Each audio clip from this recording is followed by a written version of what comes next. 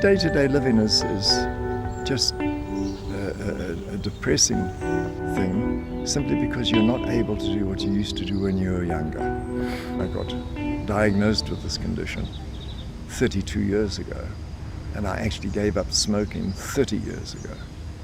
And I know that physically my body is getting older, so it can't tolerate what it used to. And getting starved of the adequate supply of oxygen doesn't help a lot, you know. So the prognosis going forward, if you don't do anything, is not good. One looks at the options of transplants, and that sounds all great. And if a donor came along with a good heart and lung, which I would need, because they tend to do both, why do you give it to a 68-year-old anyway? Of course your family tolerates you, but it's not a nice feeling to know that you're being tolerated. Everybody's worried, oh, you know, Dad can't do this, or, you know, and I want to be able to walk around my garden at home with my wife without having to go in a caddy cart or something like that.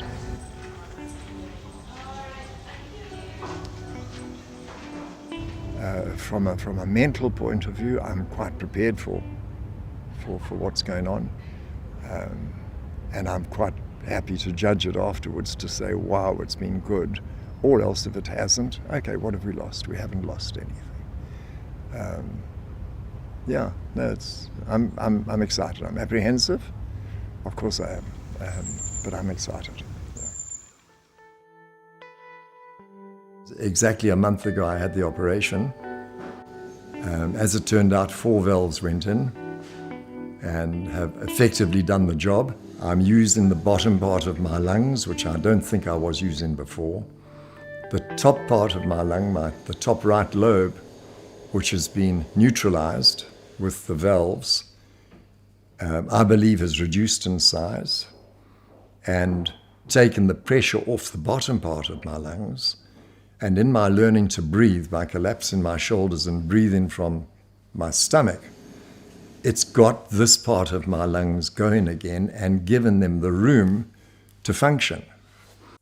There's less shortness of breath when he talks, less stopping between words and sentences. I went to the top of the house yesterday. One of the things on our bucket list, we each made a bucket list, was... First day in ICU, we made a bucket list. Dad had to get upstairs to see... I said to Dad, right, on my list, you've got to get upstairs to see whose room? Charlie's bedroom, yeah. Dad made it up there yesterday. Yesterday. Without even stopping. Straight up, in fact, you and I were going, Dad, slow down, you know. And they couldn't keep up. My bedroom was right above here, and there are 12 steps, quite steep steps. And I looked at that on the first night, and Jason, my son, put his shoulder under my bum. I took 1 step and he carried me the other 11. That's the way I got to this bedroom. Now, I walk up. I don't sleep in that bedroom. I sleep in another one, which is another 8 steps away, and I take all of them quite happily. But the biggest thing is food. And because, Dad, you've always loved your food. Definitely over the last couple of years, food had, come back to kind of tiny portions. Because, as you said, one mouthful, one breath. If you ate too much, there was no space to breathe. And as a result, you lost a lot of weight. The more I ate, the less I breathed.